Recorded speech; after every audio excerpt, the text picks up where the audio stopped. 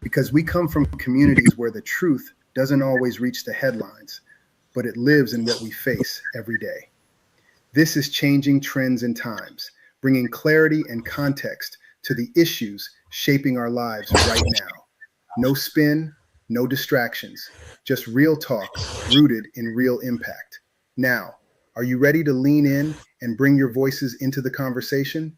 Then, allow me to introduce to you a man committed to asking the questions that matter and breaking it down so we all understand.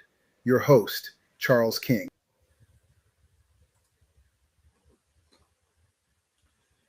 In 1868, a man named John Willis Menard stood on the floor of the United States House of Representatives, and the House refused to let him speak. He had won his election. He had been duly chosen by the voters of Louisiana's 2nd Congressional District. He had traveled to Washington, taken his place, and prepared to serve. But the House debated whether he even had the right to be there. And in the end, they decided he didn't. He was denied his seat. His election was thrown out. His voice was silenced before a single word left his mouth. And here is what history recorded.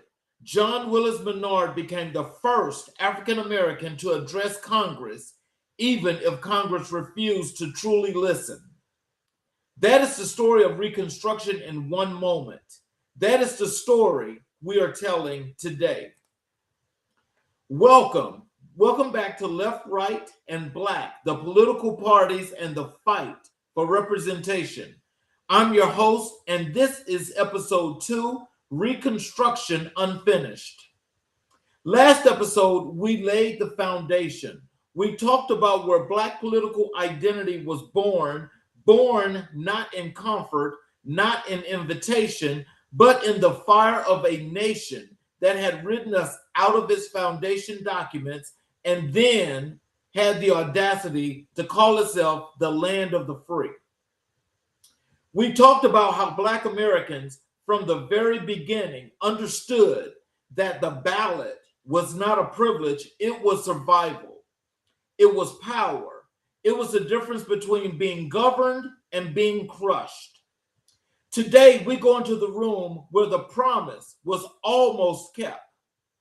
Reconstruction in 1865 to 1877 is the period that American classrooms treat like a footnote and American politicians treat like it never happened. But let me tell you what it actually was. It was the closest this country has ever come to living up to its own creed. For approximately 12 years, Black men across the South voted in numbers that would not be seen again for nearly a century. More than 2,000 Black men held elected office during Reconstruction, from local sheriffs to state legislators to United States senators. Hiram Revels and Blanche Bruce sat in the United States Senate. Joseph Ramey became the first Black man to serve in the House. Pinckney Benton Stewart Pinchback became the first Black governor in American history, even if only for 35 days. These were not men given opportunity. These were men who seized it with their votes, their organizing, with their defiant, beautiful insistence that the Constitution applied to them too. And the Republican Party, the party of Lincoln, the party of the radical Republicans who pushed through the 13th, 14th, and 15th Amendments, was, in that moment, the vehicle through which Black political power moved. Understand the context. Understand the moment. The party that fought to preserve Black freedom and the party that fought to destroy it were not yet the parties we know today. We'll get into that realignment, but right now, stay in 1865. Stay in the moment when the Constitution was amended, when the Freedoms Bureau was established, when federal troops stood in southern states to enforce the law of the land, when Black men walked to polling places for the first time and changed the face of American democracy. And then stay with me. Stay in that room when they decided it wasn't worth protecting anymore. Because that is where this story turns. That is where the betrayal lives.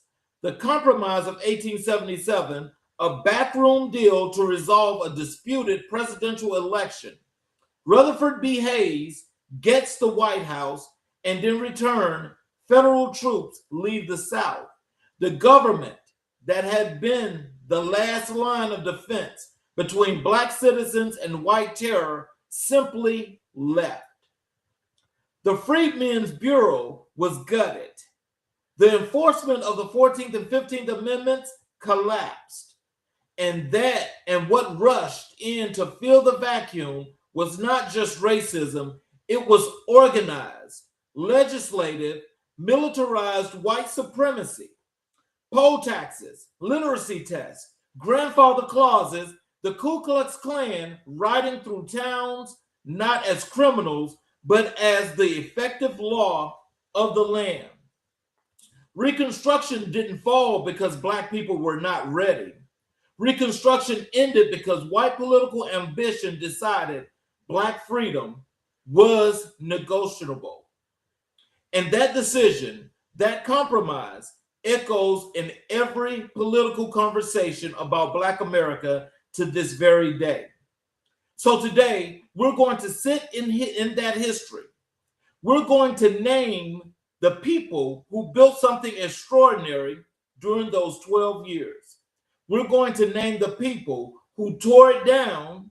We're going to examine which party did what, why they did it, and what it meant for the political identity of Black America in this century that followed.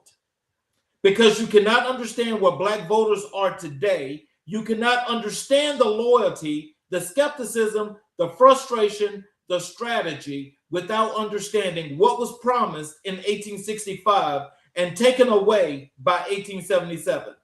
This is not just the past, this is the blueprint. Let's get into it. Ladies and gentlemen, welcome to Changing Trends and Times. I'm your host, Charles King, and this is part 2 of our series, Left, Right, and Black, the Political Parties and the Fight for Representation. Last week's episode was Before the Party Switched. This episode is Reconstruction Unfinished. So I want to take you guys through this whole entire process because this is what's important. The importance to this docuseries is to give you guys the understanding as to what happened before, how things transpired to get us to this point, but to know that today is a revisited blueprint and a revisited historical context of doing now what happened then. So as we get into this, so let me just tell you, let's talk about the promise first. And so to give you some context on this, let's go back again as I started. On February 25th of 1870, a man walked into the United States Senate chamber and changed the meaning of American democracy forever. That person was Hiram Rhodes Revels, and he was a minister, a former Union Army chaplain, a man who had spent the war recruiting Black soldiers and building schools for freed people in Missouri. He took the oath of office. He sat down in the seat once occupied by Jefferson Davis. And everybody knows that Jefferson Davis at this time, when we had the Confederacy, was the president of the Confederacy.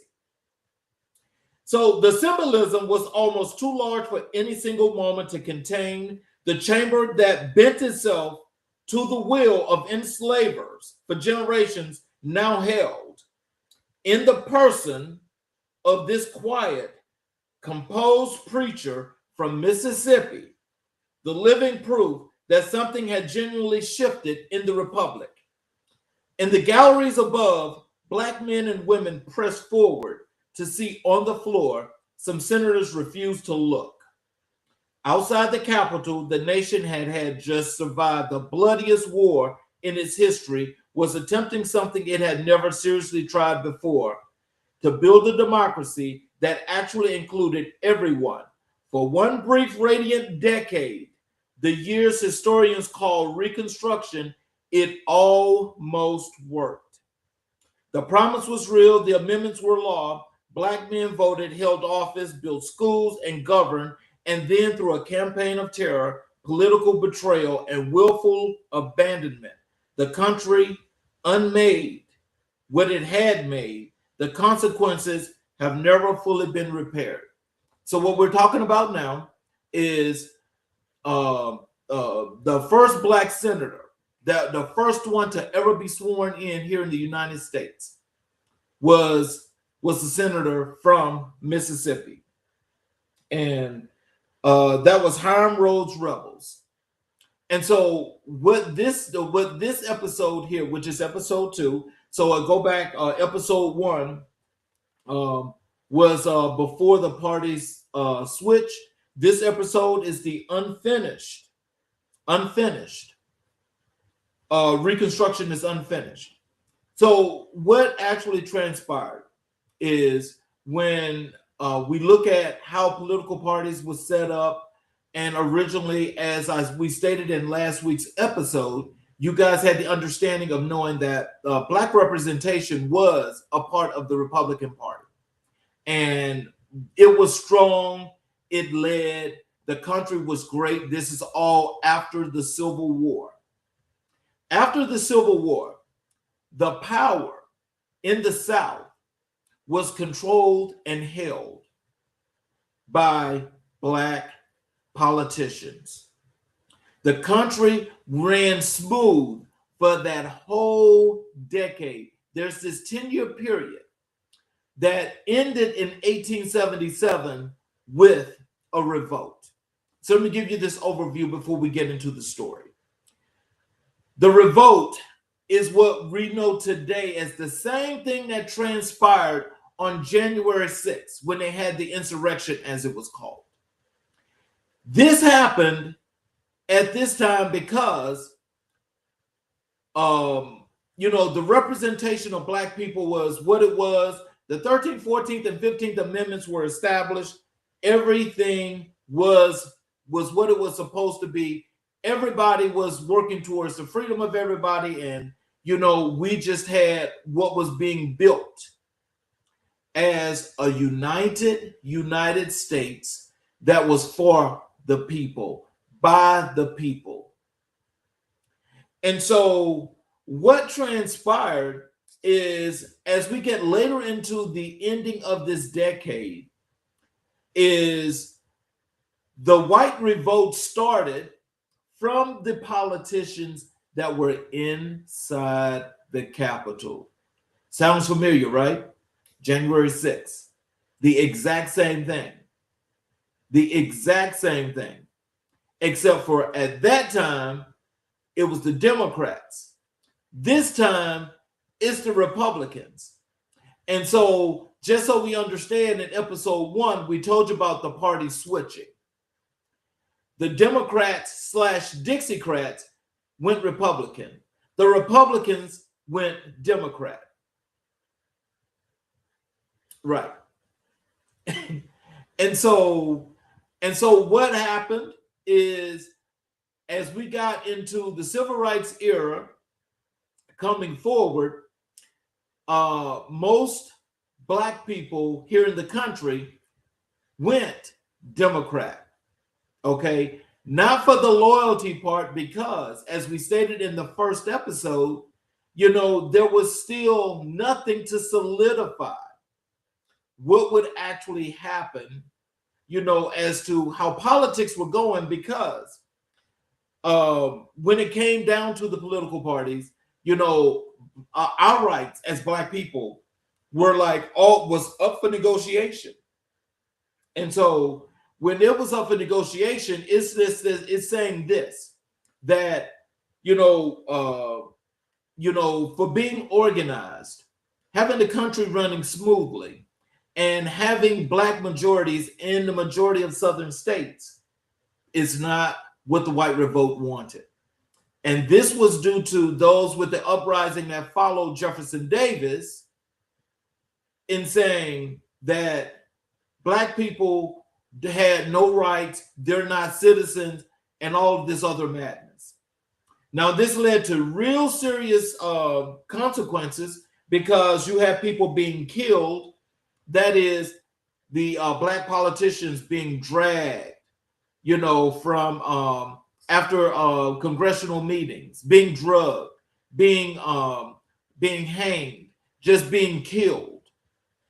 You got people interrupting meetings in the Congress, causing violence, just being violent. And so you get this today. What I'm actually trying to get you guys to understand is this, is I'm not telling you what to do or how to do it. I'm giving you the historical context because I want you to understand that when we talk about party affiliation, you have to understand who is got your best interest. And as you look at this, as we went from episode 1 to episode 2, is that no party is going to have your loyalty or going to have your back to make this society much better for you, because the terrorism is continuing. Just like that terrorism back then, that same terrorism is today. The same thing. So as we get into the story, I want to start with the 13th, 14th, and 15th Amendments, okay? Because this was truly, so let you know, we were like 10 years close. 10 years. 10 years. To where we went from 1865 to not 1875, but actually the revolt started in 1877. So we had 10 years where the country was running smooth, it was building, everything was fine. Now, just remember this as I go through this, is you guys won't believe this, but it's true. The state house in South Carolina was a black majority. It was a black majority. Now we're going back to where we had the original 13 colonies, and this is where the strength of America was building, but they refused to let this continue because it was all about the violence, that we're seeing again today. So when I talk about the 13th Amendment, it was ratified in December of 1865 to abolish slavery throughout the United States, not merely in the rebellious states as Lincoln's Emancipation Proclamation had done, but everywhere, constitutionally, permanently. 4 million people were legally free in an instant. But freedom without rights is merely a different kind of confinement, and the architects of Reconstruction knew it. So now, when we talk about these architects, we're talking about freedom for each and every individual that is written into the Constitution. It shows this. And I know a lot of people will say, well, it says that today. Well, I want you to know that what has happened is the amendments as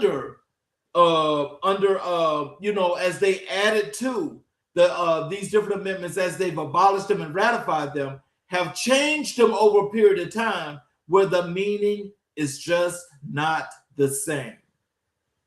It is not the same because they're trying.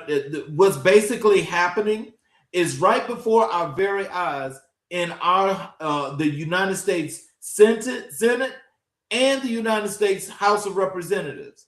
They're actually rewriting history for these last 10 to 15 years, right in front of our eyes, right under our noses, that are changing the rights for each and every individual in this country if you are not white. If you are not white. Now, I want you to think about that and ask yourself, why would this happen?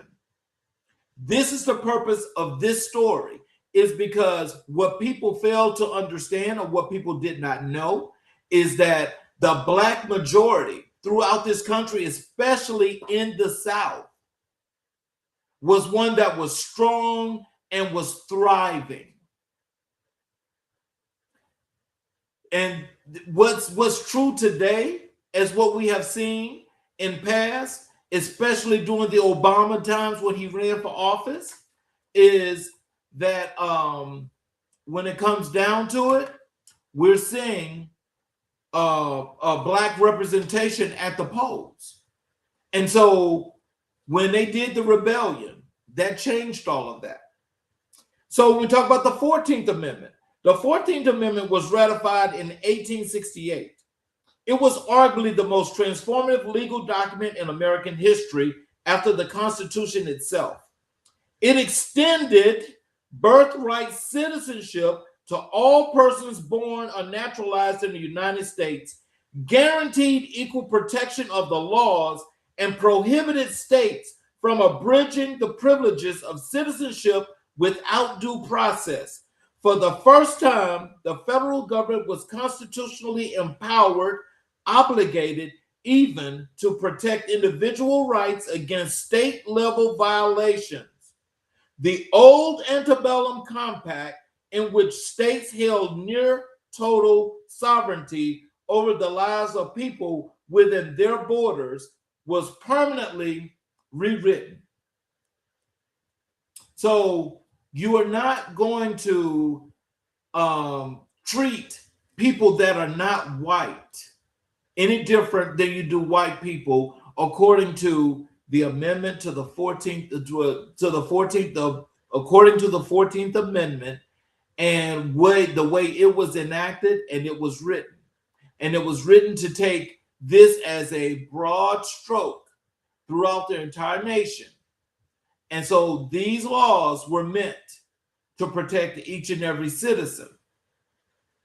Now, we know that before slavery was abolished, okay, we know that what was happening then was the fact that people were actually trying to do whatever they wanted to do with Black people,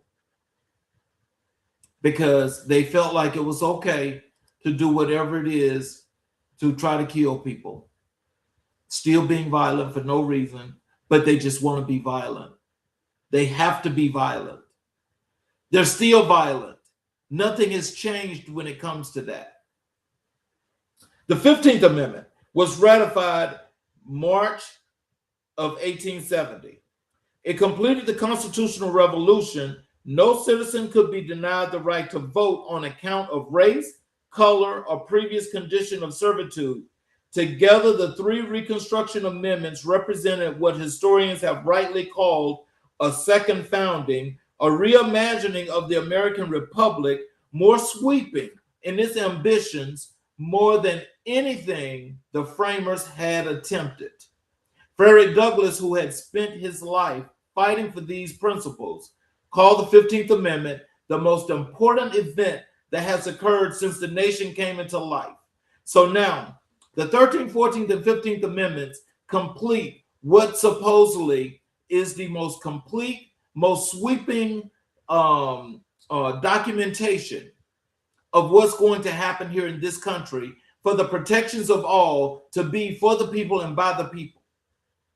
So voting rights are already here. They're already here. Black people are voting. Black people are leading the Republican Party. The Republican Party. And we get this kind of change now that's telling us that now you can't vote. Now you can't vote. Now, all this gerrymandering that's happening today, all of this is happening because in trying to go back to a totally white South, along with the Supreme Court's help, is stripping rights from people right now. So remember, when we talked about rights in the 14th Amendment, this is what they're actually changing. So you guys should ask yourself the question, why are they changing this? And the reason I say, in my opinion, that this is being changed is because the competition is too fierce, it's too steep, and it's too much for them to compete with. So just like back then in 1877, where they did the overthrow of the government and did this radicalness where everything was just totally changed, and the threats of killing people and hanging people and all of these things transpired, took place, and are real. They did happen. But what are people going to do about it? What are people going to do about it? See, the purpose of this docuseries is telling you, and it's showing you as we go through this, that what's happening now is old. And so for those that are Black, stop it with the thing of, oh, well, they own everything. That is not true. But the actual radicalness of taking over the government at that time is a continuous trend and an evolution of putting in white supremacy to continue to build this country with. Now, if people fought back then for their rights and got us up to this point, to the 20th century, where the Civil Rights Act that was finally passed in 1965, 1966, well, 64 and 65, there's a reason for that happening, because that's pushing back on that same radicalness. And so what you're looking at now is because people felt like, that happened then, that can't happen now. That's taking too much for granted. That's giving too many people the benefit of the doubt when they don't deserve it. So when what I'm going to get to now is I want to talk about the Black political power and what it actually looked like. Because what many people don't believe and have not actually taken the time to look at is that Black power centered in Mississippi. Mississippi led the power movement of Black representation throughout the South and in Washington, D.C. It didn't just happen by chance. The people got out and voted for these people. These people actually did their jobs. So there shouldn't be too many more Mississippi jokes, because what we should be thinking about as the state that actually led this entire country with Black people as the number of Black people in a state, it was Mississippi for a long time. But that slowly changed and gradually changed to many other places because people started to migrate away, because there was nothing that gave them the opportunity to fight for what was theirs, and you just had to do what was needed to be done. So we've got to do a whole lot of work, people. So Reconstruction governments were not the corrupt carnival of incompetence that white supremacist historians spent the better part of the century portraying them to be. They were, by almost any honest accounting, among the more progressive and productive state governments the South had ever seen. And their most consequential achievement was the one that threatened the old order. Most directly, they built public schools. So when we go back and we talk about this again, all of these states had the best public education systems. They were built for all. There was thriving economic progressions in all of these cities. And, of course, also at this time, you've got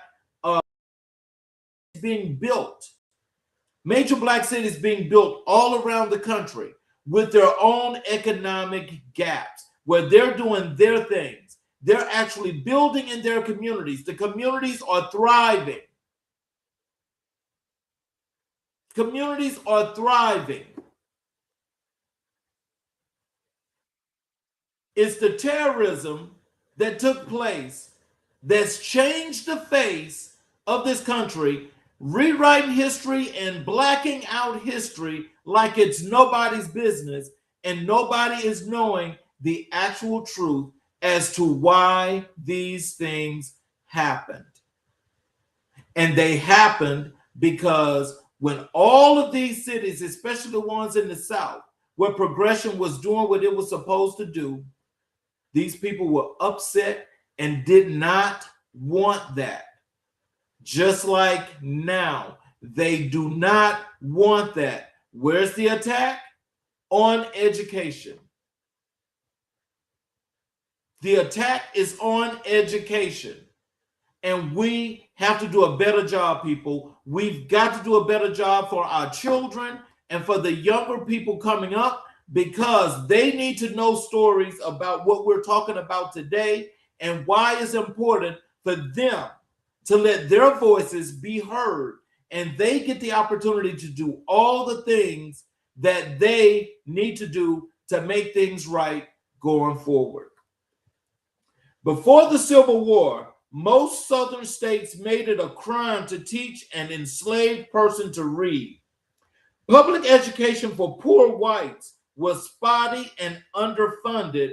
For Black people, it was essentially non-existent. The Reconstruction governments changed that.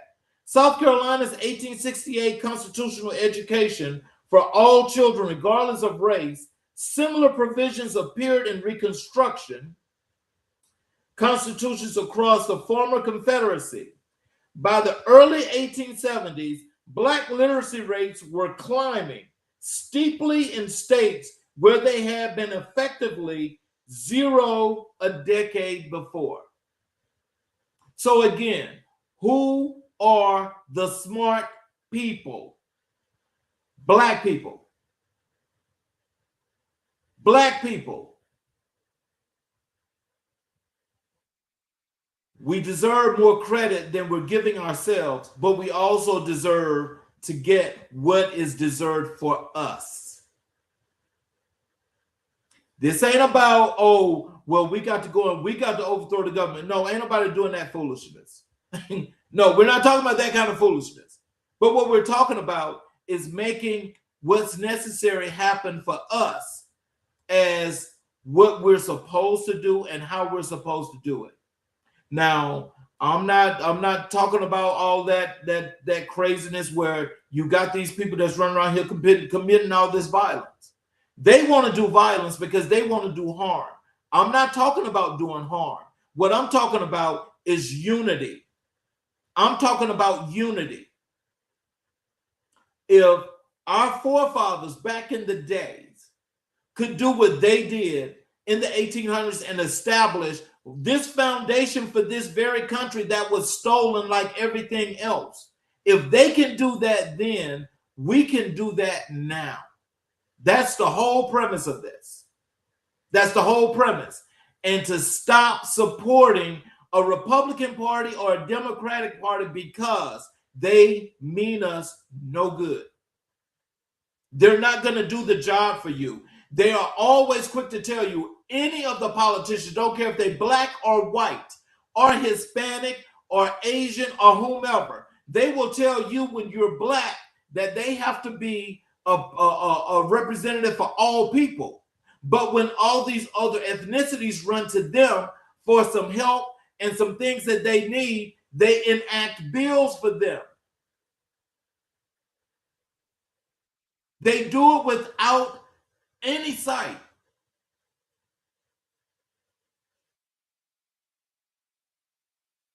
We've got to start doing for us. And I said this in episode 1. We need to build our own political party. Let's do the Black Party and let's call it a day. The political record was equally striking between 1869 and 1877. More than 1,500 Black men held public office across the South as state legislators, sheriffs, judges, city councilmen, school board members, and members of Congress. Mississippi sent 2 Black men to the U.S. Senate, Hiram Revels and later Blanche Kelso Bruce. South Carolina state legislator had a Black majority. These men passed civil rights legislation, reformed tax systems to fund public services, rebuilt war-damaged infrastructure, and governed with a seriousness of purpose that belied every caricature their enemies constructed of them. Now, the country is on its way to being built and being a stronghold, especially from the educational system, is led by Black members of the U.S. Senate and the House and state legislators. This is what's happening. This is what's transpiring. But being upset, being mad at the infrastructures of doing the right thing is what caused this overthrow of the government and changing a system that was working to what we got today. And what is that? That's thievery. It does not matter where it goes, that taking something that belongs to somebody else and trying to claim it as your own, trying to control people in their countries, when that is definitely not the way to go. So now that we're in the 21st century and that same playbook is still being enacted, what are Black people going to do? Because I'm saying to you again and again and again, why support a Republican Party or a Democratic Party? None of those people are doing whatever is necessary to benefit you as a Black person and your community. None of them. So now we're getting to the counter-revolution and what actually transpired. That is, the Ku Klux Klan was founded in Pulaski, Tennessee in 1865, almost as soon as the war ended, by former Confederate officers who understood with perfect clarity that the political enfranchisement of Black Americans posed an existent threat to white supremacist social order. White supremacist social order, which is what we have today inside the U.S. House and the U.S. Senate in Washington, D.C. White supremacists. These are their practices today. They're following the same old playbook from 1865.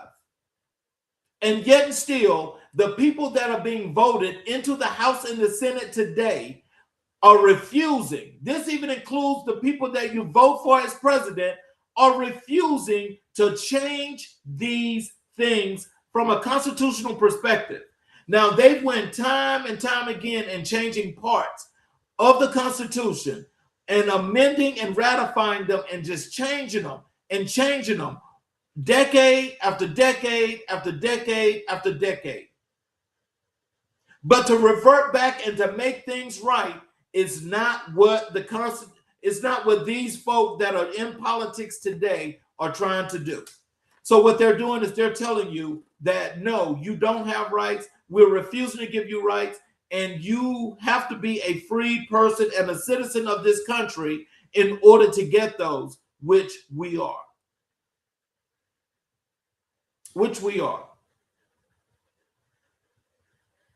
So we've got to do something about this.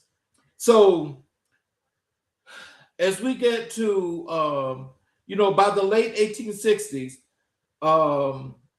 as the Klan spread across the South as a parliamentary terror network, conducting systemic campaigns of murder, arson, rape, and mutilation against Black voters, Black office holders, white Republican allies, and anyone else who participated in the Reconstruction political project. Their targets were chosen with surgical intent.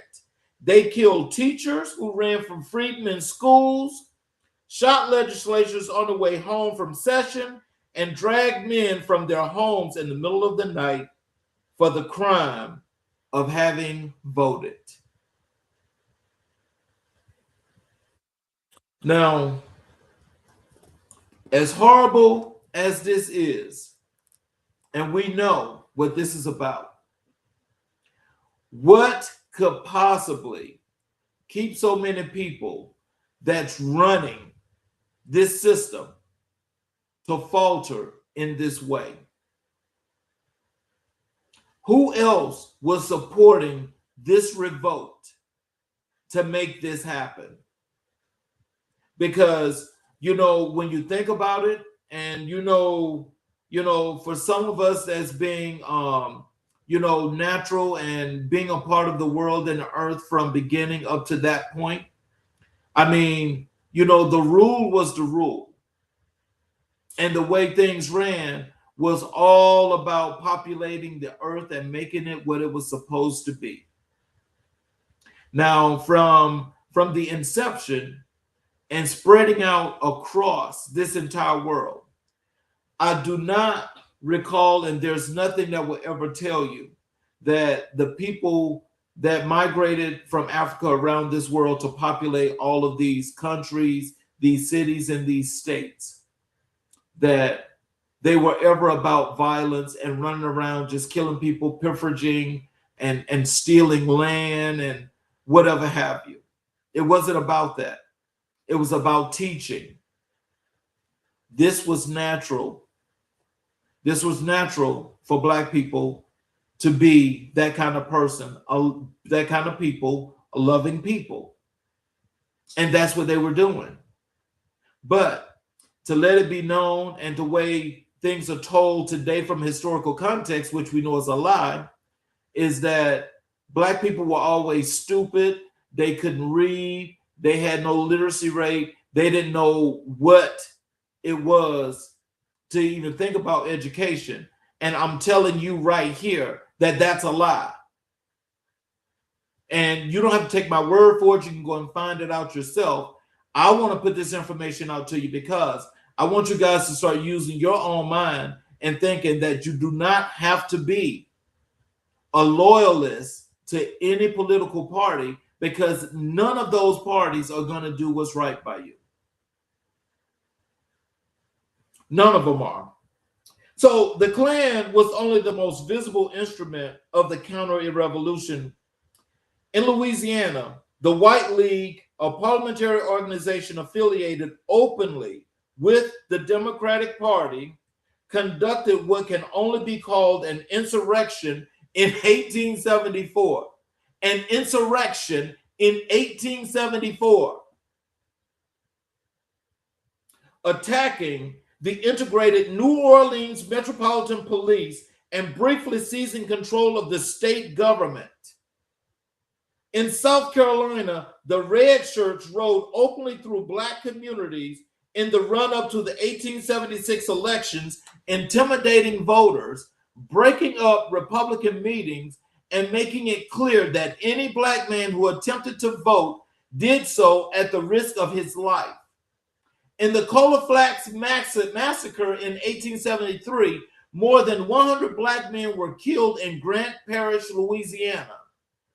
Many of them after they had already surrendered, in what the historian Eric Foner has called the bloodiest single instance of racial carnage in Reconstruction era. So again, why the hatred towards Black people? Black people have done nothing but done the right thing, but the hatred for Black people is so strong. And so I'm putting that out there because I need you to answer that question. Ask yourself the question, why? It's not about anything that we did. It's about the integrity and what it took to make things work for everybody. So now we know that it's clear that what's wanted for everyone is not the way this country's going to go, and it's not what they're going to do. So now, as we get to the deal, the election of 1876 was contested as any in American history. Democrat Samuel Tilden won the popular vote by roughly 250,000 ballots over Republican Rutherford Hayes. But the electoral vote was thrown into chaos by disputed returns in Florida, Louisiana, and South Carolina, precisely in 3 remaining southern states where federal troops still protected Republican governments and black voters. Does that sound like the Donald Trump election where he wanted Mike Pence to throw the election in chaos? The exact same thing. The exact same thing.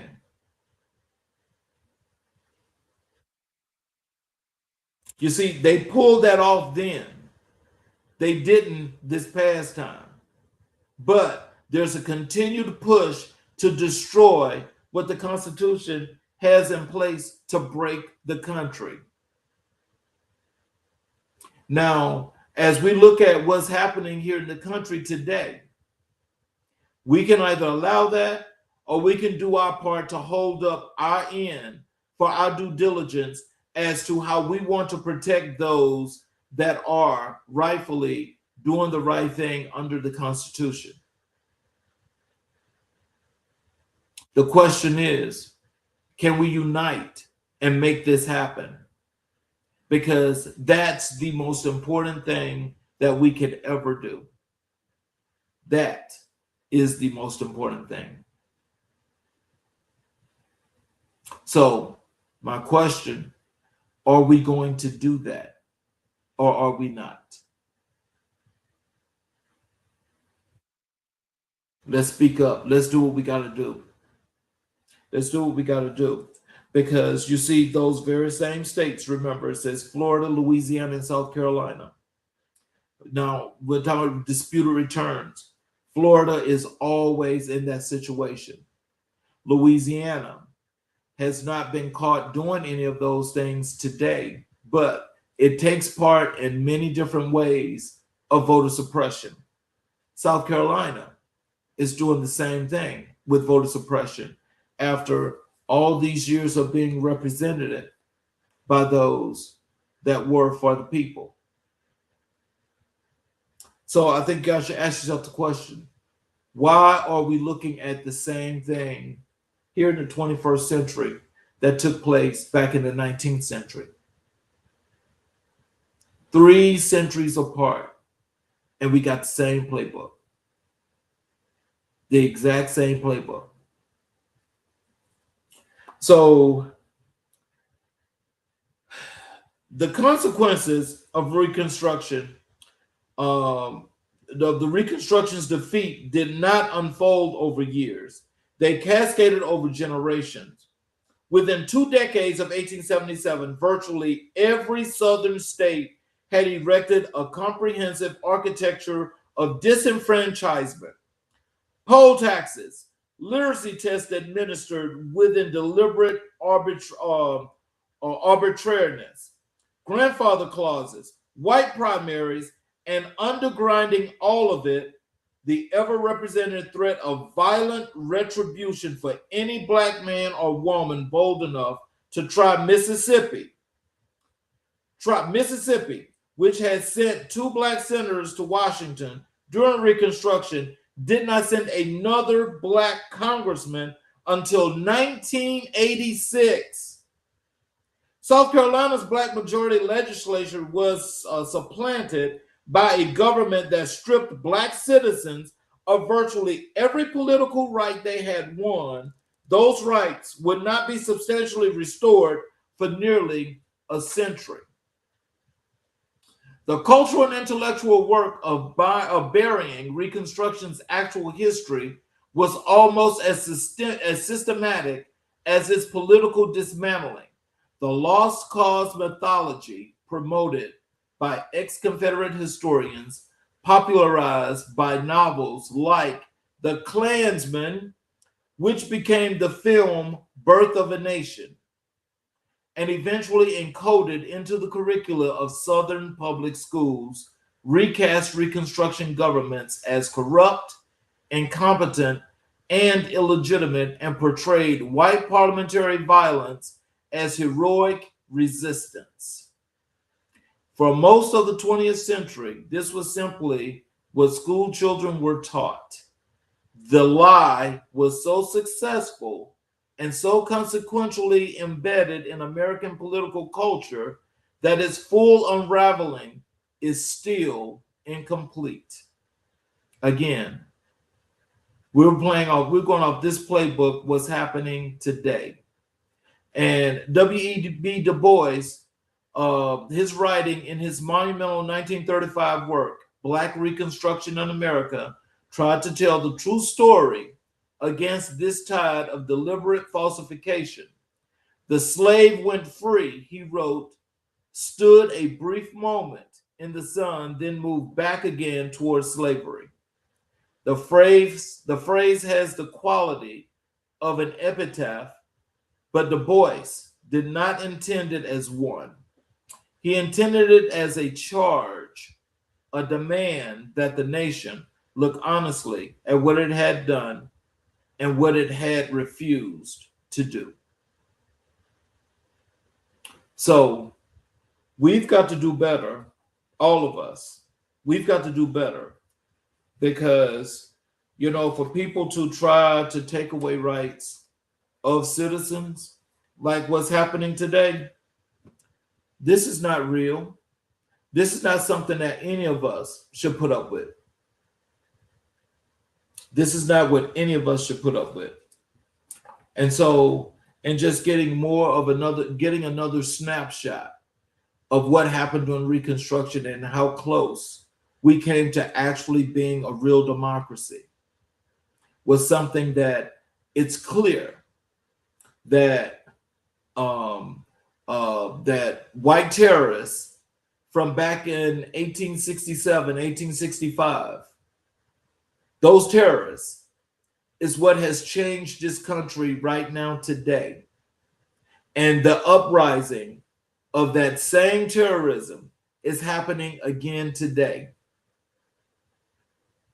But the thing that makes it even harsher than what it is the fact that all of this is coming from inside the federal government. The actual federal government itself is the organization.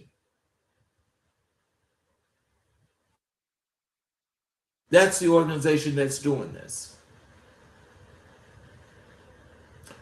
It's true. It's the truth. And if anyone can debate that, please tell me about it, because I definitely want to know. Because this is nonsensical. This is nonsensical. And now we're on a stretch right now that actually is more harmful for all of us going forward. This is not something that any of us want to be a part of. And I will tell you this. I think anybody that's serious about making this right need to think about what is the right thing to do and why they should be doing it. Because there are shows like this, and there's many others that's happening right now in the country where we're talking about this that's taking place, but we're all coming at it from many, many different angles. I would say no one is more right than the other, but I do think shining the light means more than anything for each of us. I want to say to you, I appreciate, what's happening today, but we've got to just do better, ladies and gentlemen. We got to do better, because We're much better than this. And I have to say that for me, being a Black man, I could be no prouder than who I am, what I stand for, what I believe, because nothing or no one can change my mind. And until we actually unify and purge all of this darkness out of this system that's being used today, it's going to continue. You can't have a clean, clear system when you have this kind of violence, this kind of terrorists, this kind of short-sightedness in thought, and this of supremacy beliefs that everything is about them and the violence. Why so violent? Why so violent? You be violent and then you want to throw the violence on someone else. Let me do my closing monologue here. Here's what I need you to hold on to as we close today. Reconstruction was not an experiment that failed. It was a revolution that was suppressed. There's a difference, and that difference matters more than almost anything else in understanding Black political history. When something fails, you look inward. You ask, what was wrong with the idea? What was wrong with the people? What was wrong with the execution? But when something is suppressed, when it is working, when it's producing results, when Black men are winning elections and building schools and writing legislation and citing in Congress, and it is stopped by organized violence, political betrayal, and federal abandonment, that is not failure. That is sabotage. And America has never fully reckoned with that.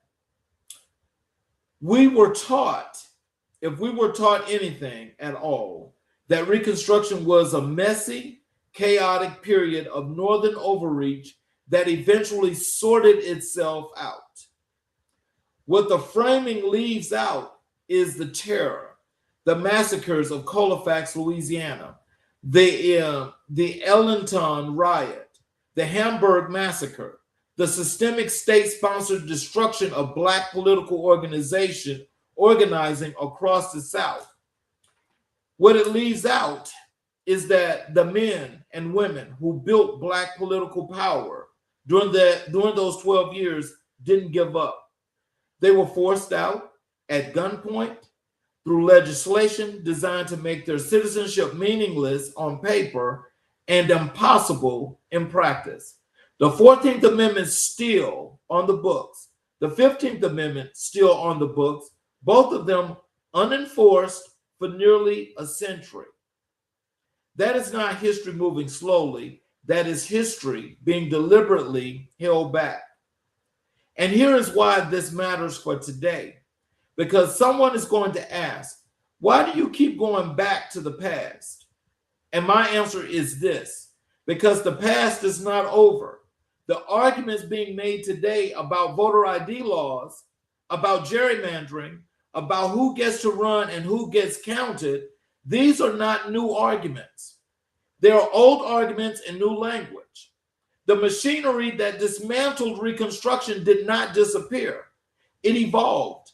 It found new forms, new justifications, new legal frameworks, and understanding Reconstruction is the key to recognizing those forms when you see them. Here's the other thing I want you to carry with you. During Reconstruction, Black Americans less than a generation removed from legal enslavement, many of them unable to read because it had been illegal to teach them, built political infrastructure with extraordinary speed, sophistication, and purpose. They organized, they registered, they ran, they won, they governed in 12 years with every possible obstacle in front of them. They demonstrated that Black political participation was not only possible, it was transformative. That capacity never left. It was suppressed for 90 years by law, by terror, and by deliberate political exclusion. And then in 1965, the Voting Rights Act restored what the 15th Amendment had promised in 1870. And Black voters once again showed up, showed out, and changed the direction of this country. That is the through line. That is the story from Reconstruction to redemption to the Civil Rights Movement to today. The fight has always been the same fight: the ballot, the seat at the table, the right to be counted as a full citizen of the country that was built on our labor and our blood. So as we move forward in this series, as we walk about how the party shifted, how Black voters made strategic decisions and what drove those decisions, how the political landscape of today was shaped by every compromise and every betrayal and every hard-won victory in between. I want you to remember the men and women of Reconstruction.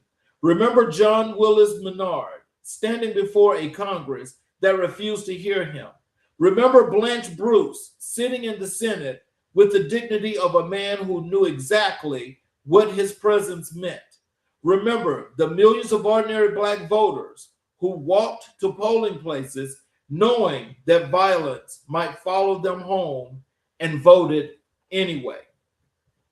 They were not waiting to be given their place in American democracy. They were claiming it. And that is what this show is about. Left, right, and Black. This is not just a political conversation. It is a reckoning. It is an accounting of what was promised and what was broken, what was rebuilt, and what is still being fought for. And we are just getting started. I'm your host. I want to thank you for being in this conversation. Share this episode, talk about it, argue about it, because the moment we stop talking about this history is the moment we let them convince us it doesn't matter. It matters. You matter. And we'll see you back in episode 3 next Saturday at 2 p.m. Eastern Standard Time. This has been Left, Right, and Black on the Changing Trends and Times podcast, which is part of the AMIBW Media Network. There are two moral universes is long, but it does not bend by itself. I want to thank you all for being here today. And I will tell you that as we go through this, and I want to see you guys again next Saturday as we get to episode 3 in this 4-part series. Please stay with us. Please follow. Please understand what's at stake. And remember, nobody should get your vote unless you think that they've earned it and they deserve it. No more political loyalty should be in place. I'm your host, Charles King. We'll see you guys next Saturday at 2 p.m. Eastern Standard Time. Thank you all.